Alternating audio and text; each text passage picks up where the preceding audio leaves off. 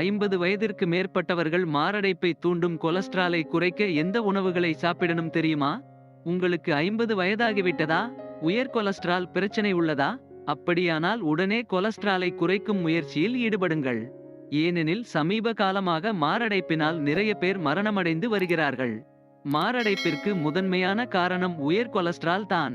எப்படியெனில் கொலஸ்ட்ரால் உடலில் அதிகரிக்கும் போது இதயத்திற்கு செல்லும் இரத்தக் குழாய்களில் அப்படியே படிந்து இரத்த ஓட்டத்தில் தடையை ஏற்படுத்தி மாரடைப்பு, பக்கவாதம் போன்ற இதய நோய்களின் அபாயத்தை அதிகரித்து ஒரு கட்டத்தில் உயிரையே பறித்துவிடுகிறது. கொலஸ்ட்ராலை குறைக்க மருத்துவர்கள் மாத்திரைகளை வழங்கியிருந்தாலும் உண்ணும் உணவுகளிலும் கவனத்தை செலுத்த வேண்டும்.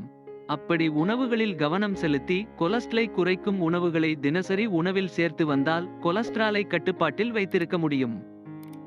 அதுவும் 50 வயதிற்கு மேற்பட்டவர்கள் கொலஸ்ட்ராலை குறைக்க எந்த மாதிரியான